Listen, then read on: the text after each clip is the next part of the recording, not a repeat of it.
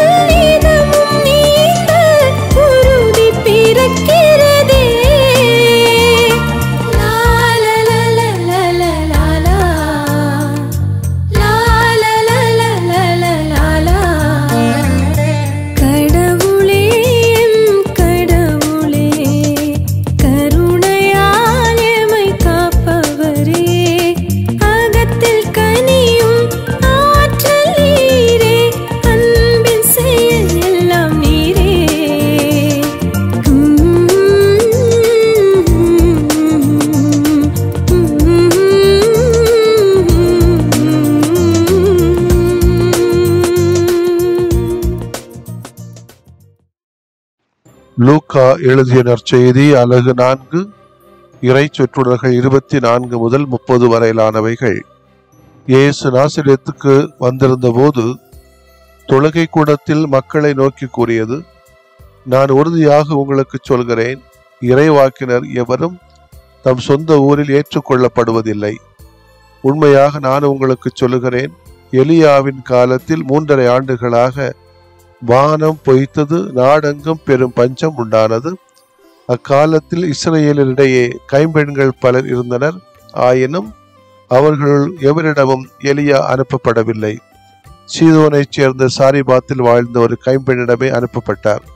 மேலும் இறைவாக்கினர் எலிசாவின் காலத்தில் இஸ்ரவேலரிடையே தொழுநோயாளர்கள் பலர் இருந்தனர். ஆயினும் அவர்களுள் எவருக்கும் நோய் நீங்கவில்லை. சிரியாவை சார்ந்த நாமானுக்கே நோய் நீங்கியது. தொழுகை கூடத்தில் இருந்த யாவரும் இவற்றை கேட்டபோது சீற்றம் கொண்டனர். அவர்கள் எழுந்து அவரை ஊருக்கு வெளியே துரத்தி அவ்வூரில் அமைந்திருந்த மலை உச்சியிலிருந்து கீழே தள்ளிவிட இழுத்துச் சென்றனர். அவர் அவர்கள் நடுவே நடந்து சென்று அங்கிருந்து போய்விட்டார். ஆண்டவரின் அருள்வாக்கு. இறைவா உமக்கு நன்றி. அன்புக்கினிய சகோதரிகளே, சகோதரர்களே, இன்றைய நவீன காலகட்டத்திலே நமது மத்தியிலே அதிகமான சொற்பொழிகள், மறைவுரைகள், விவாதங்கள், விளக்க உரைகள், அருளுரைகள், அறிவுரைகள் என்று பல வந்த பிறகும் கூட பல பேரோடு இணைந்து செயல்படவோ அல்லது பிறரை அவரவர் நிலையில ஏற்றுக்கொள்வதோ மிகவும் அரிதாகத்தான் இருப்பது போன்று தோன்றுகிறது. இணைந்து செயல்படக்கூடிய தன்மை இன்னும் நம்மிடத்திலே அதிகமாக வரவில்லை என்பதுதான் என்னுடைய உணர்வாக இருக்கிறது. தனித்தனியாக ஒவ்வொரு ஆளும் ராஜாவாக இருக்கிறார்கள், ராணியாக இருக்கிறார்கள். ஆனால் இணைந்து செயல்பட வருகின்ற பொழுது எவ்வளவு மோசமாக மாறிவிடுகிறதே சமுதாயம் என்று நினைக்கிற பொழுது மனது கொஞ்சம் வேதனை தான். எல்லோரும் இணைந்து செயல்பட வேண்டும் என்பதுதான் கடவுளின் திட்டம். அப்படி என்றால் எல்லோரையும் அவரவர் நிலையிலே ஏற்றுக்கொண்டாக வேண்டும். ஆனால் யூதர்கள் தாங்கள் மட்டும்தான் தூய்மையானவர்கள், கடவுளுக்கு நெருக்கமானவர்கள், சட்டத்தின் நுணுக்கங்களை அறிந்தவர்கள், வல்லுநர்கள் என்று எண்ணி மற்றவர்களை தேவையற்றவர்கள் என்று கருதி அவர்கள் தீட்டாகவே கருதினார்கள். இது தவறு என்று இயேசு சுட்டிக்காட்டி அவர்களின் வாழ்க்கை நெறிமுறைகளை மாற்றி அமைக்க முயல்கிறார். இயேசுவின் கண்ணோட்டத்தை அறிந்த யூதர்கள் இவரை அழித்தொழிய நாம் வாழ்வு பெற இயலாது என்று எண்ணுகிறார்கள். எனவேதான் இயேசுவின் மீது கோபம் மற்றும் எரிச்சல் கொண்டு புறக்கணிக்கிறார்கள். இணைந்து செயல்படுதல் என்ற வார்த்தை ஒரு எட்டாத கனியாகவே யூதர்கள் பார்க்க துணிந்து விட்டார்கள். நம்முடைய குடும்பங்களிலும் சமுதாயத்திலும் இணைந்து செயல்படக்கூடிய முயற்சியில ஈடுபடுகிறோமா என்று யோசித்து பார்த்தால் அதில் என்ன வருகிறது? நீயா நானா என்ற கண்ணோட்டம் தான் அதிகமாக வருகிறது. எந்த நிமிடம் ஏழைகளுக்கு நற்செய்தி அறிவிக்க முன்வந்தாரோ அந்த நிமிடமே இயேசுவை கொல்லும் முயற்சியில் இறங்கிவிட்டார்கள். ஒடுக்கப்பட்டோருக்கு விடுதலை என்று எப்போது பேச தொடங்கினாரோ அப்போதே கொலை செய்ய அட்வான்ஸ் கொடுத்ததாகிவிட்டது. ஆமாம், அவரை ஊருக்கு வெளியே துரத்தி அவ்வூரில் அமைந்திருந்த மலை உச்சியிலிருந்து கீழே தள்ளிவிட இழுத்துச் சென்றார்கள். உண்மையும் யதார்த்தமும் எல்லா நேரமும் உயிருக்கு எதிரிதான். உண்மையின் விலை மிக மலிவு, யதார்த்தம் மலிவு சரக்கு. போலி கௌரவமும் அந்தஸ்தும், காசு கொடுத்து வாங்கிய பெயரும் புகழும், செட்டப் செய்த மதிப்பும் மரியாதையும், படிக்காமல் வாங்கும் பட்டமும், அலைந்து அனுபவிக்கின்ற பதவியும் உண்மையின் கருவறைக்கும் எதிரிகள். கொலையும் செய்வதை கொள்கையாகவே தர்மமாகவே சிலர் கருதுவார்கள். இயேசுவை மலை உச்சியிலிருந்து கீழே தள்ளிவிட இழுத்துச் சென்றது இன்றைக்கு பெரிய விஷயம் அல்ல. இந்த சமூகத்தை, சமுதாயத்தை, சமயத்தை இன்றைக்கு வாழ வைப்பது இது போன்ற நவீன இயேசுக்கள் தான். உண்மைக்கும் யதார்த்தத்துக்கும் சான்று பகரும் நாம இருந்தால் இந்த சமூகம் திருந்தும், சமயமும் திருந்தும். இயேசு சுட்டிக்காட்டிய இரு நிகழ்ச்சிகளும் தன் இன சமூக உறவுக்கு ஒரு சவுக்கடி. நேரம் வருவரை யாரும் எவரும் எதையும் செய்ய முடியவில்லை. நம்மையும் யாரும் அசைக்க முடியாது. உண்மையை உறக்க உரைப்போம், இனிதாக வாழ முயற்சி எடுப்போம். இந்த தவ காலத்திலே மன்றாடுவோமாக. இறைவா, உம்மை போற்றுகிறோம். நீர் எங்களுக்கு கற்றுத்தருகிற இந்த பாடத்திற்காக நன்றி. ஆண்டவரே, நாங்கள் எங்களது குடும்பத்தினரை, உறவினரை, உடன் ஊழியர்களை, பணியாளர்களை பார்க்கின்ற போது முன்சார்பு எண்ணமின்றி பார்க்கவும், அவர்களின் சொந்த இயல்புகள், திறமைகளுக்காக அவர்களை மதிக்கவும், அவர்களோடு இணைந்து பயணிக்கவும், பணி செய்யவும், செயல்படவும் எங்களுக்கு அருளை தாரும். ஆமேன். விரும்புகிறேன் நீயும் குணமாகு, அஞ்சாதே நான் என்றும் உன்னோடு. விரும்புகிறேன் நீயும் குணமாகு, அஞ்சாதே நான் என்றும் உன்னோடு.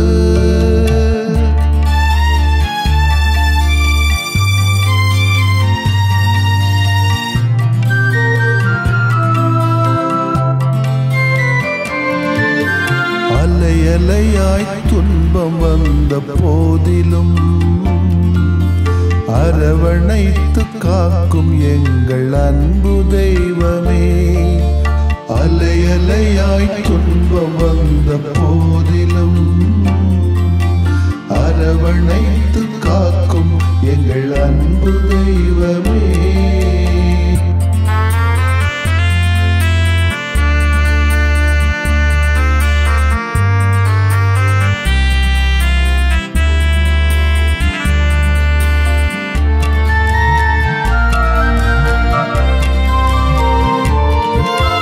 கடும் காய்ச்சலால் அவதியுற்றோம் தெய்வமே,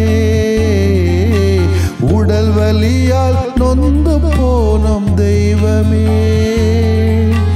கேட்கும் குரல் கேட்ட மக்கு நலம் தாருமே, கேட்கும் குரல் கேட்ட மக்கு நலம் தாருமே.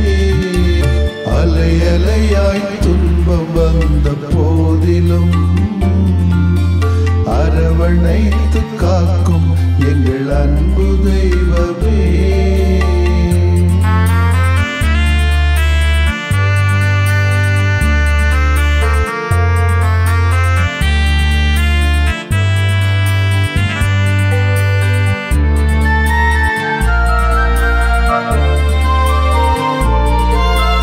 உள்ளம் நிறைவை இழந்து நின்றோம் தெய்வமே,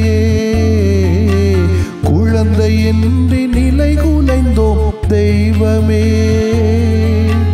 கேட்கும் குரல் கேட்ட மக்கு நலம் தாருமே, கேட்கும் குரல் கேட்ட மக்கு நலம் தாருமே. அலையலையாய் துன்பம் வந்த போதிலும் அரவணைத்து காக்கும் எங்கள் அன்பு தெய்வமே.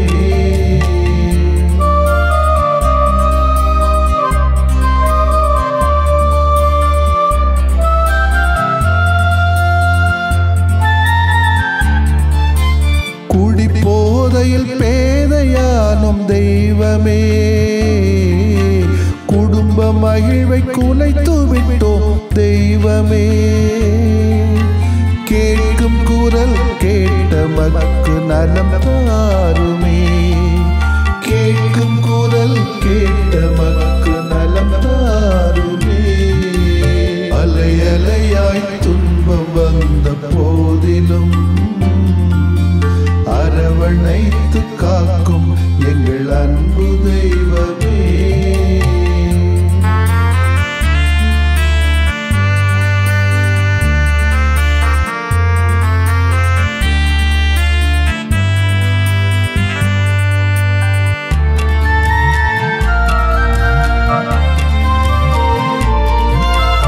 புற்று நோயால் பலம் இழந்தோம் தெய்வமே, தொற்று நோயால் நிம்மதி இழந்தோம் தெய்வமே. கேட்கும் குரல் கேட்ட மக்கு நலம் தாருமே, கேட்கும் குரல் கேட்ட மக்கு நலம் தாருமே. அலையலையாய் துன்பம் வந்த போதிலும் அரவணைத்து காக்கும் எங்கள் அன்பு தெய்வமே. அலையலையாய் துன்பம் வந்த போதிலும் அரவணைத்து அரவணைத்து காக்கும் எங்கள் அன்பு தெய்வமே.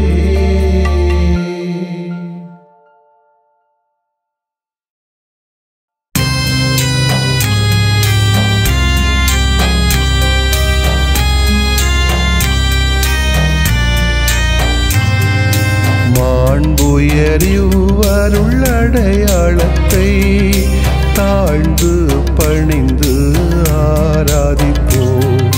பழைய நியம முறைகள் அனைத்தும் இனி மறைந்து முடிவு பெறுக. புதிய நியம முறைகள் வருக. புலன்களாலே மனிதன் இதனை அறிய இயலா. குறைகள் நீக்க நம்பிக்கையின் உதவி பெறுக.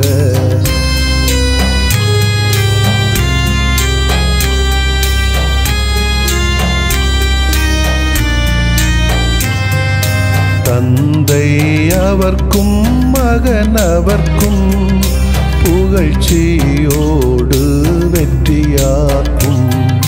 மீட்பின் பெருமை மாட்சிமையோடு வலிமை வாழ்த்து யாவுமாக. இருவரிடமாய் வருகின்றவராம் தூய ஆவியானவர்க்கும் அளவில்லாத சமப்புகழ்ச்சி என்றுமே உண்டாகுக. ஆமென். வானில் நின்று அவர்களுக்கு அப்பமளித்தீரே. இனிமையெல்லாம் தன்னகத்தில் கொண்ட அப்பம் இதுவே. மன்றாடுவோமாக. இறைவா, இந்த வியப்புக்குரிய அருளடையாளத்திலே உம்முடைய பாடுகளின் நினைவை எங்களுக்கு விட்டு சென்றீ. உமது திருவுடல் திரு ரத்தமாகியவற்றின் தூய மறைபொருளை வணங்கும் நாங்கள் உமது மீட்பின் பயனை இடைவிடாமல் துய்த்து உணர்ந்து மகிழ அருள்வீராக. தந்தையாகிய இறைவனோடு தூய ஆவியாரை ஒன்றிப்பில் இறைவனாய் என்றென்றும் வாழ்ந்து ஆட்சி செய்கின்ற உம்மை மன்றாடுகின்றோம். ஆமென்.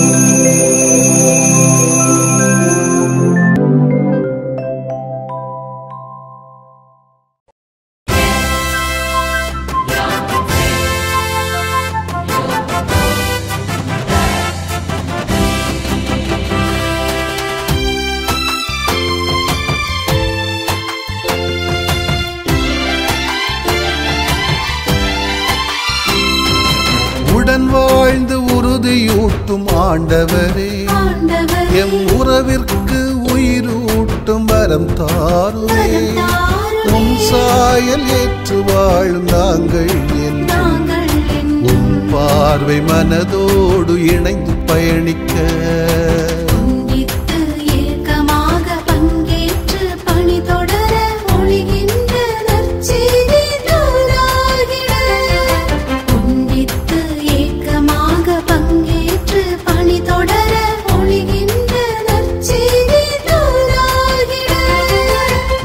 வாழ்ந்து உறுதியூட்டும் ஆண்டவரே, எம் உறவிற்கு உயிரூட்டும் வரம் தாருமே. உம் சாயல் ஏற்று வாழும் நாங்கள் உம் பார்வை மனதோடு இணைந்து பயணிக்க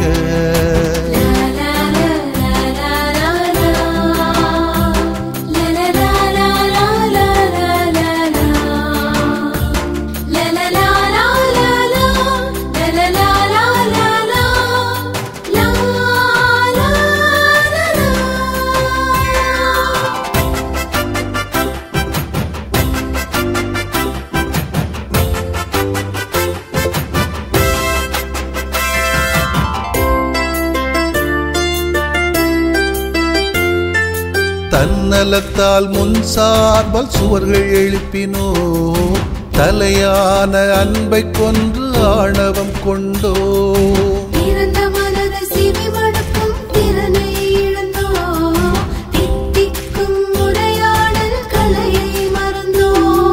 சடங்குமய வழிபாட்டால் வாழ்வை தொலைத்தோ, சமத்துவமாய் பணிகை பகிரும் வாசல் அடைத்தோ.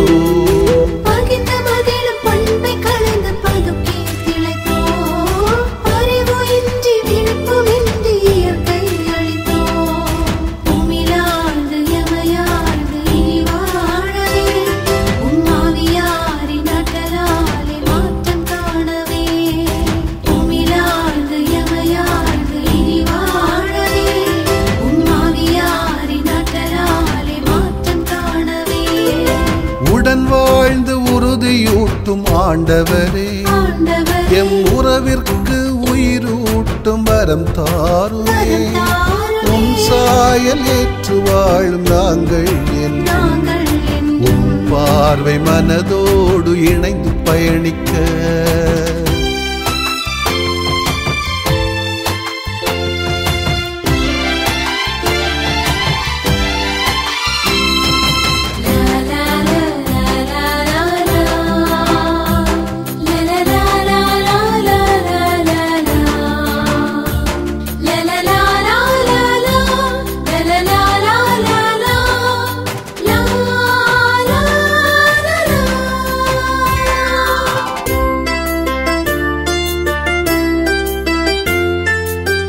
சிறிய நான் பெரிய என்ற கொள்கையும், நீதியற்ற சாதி சமய பேத வெறியையும், திருநிலையில புதுநிலையில ரெண்டு பிரிவையும் திருவவையில் புகுத்தியே பிளவை வளர்த்தோ. பொது நலனை பொறுப்புணர்வை ஒதுக்கி வைத்தோ, பொறுமையாக பிற கருத்தை ஏற்க மறுத்தோ.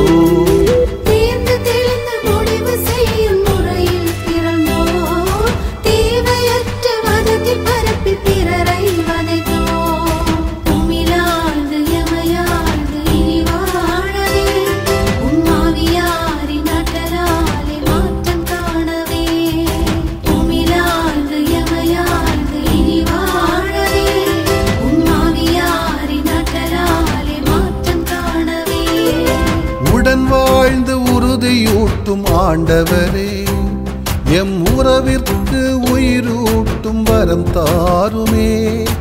உம் சாயல் ஏற்று வாழும் நாங்கள் என்றும் உம் பார்வை மனதோடு இணைந்து பயணிக்க.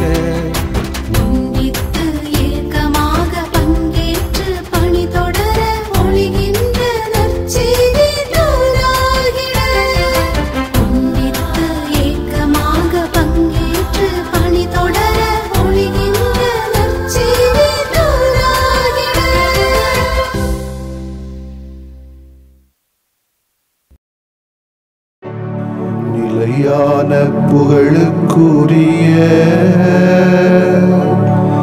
தூய இறை நன்மைக்கு எல்லா காலமும் தொழுகையும் புகழும் போற்றியும் ஆட்சிமையும் உண்டாக கடவது. போற்றியும் ஆட்சிமையும் உண்டாக கடவது. தந்தை, மகன், தூய ஆவியாரின் பெயராலே ஆமென்.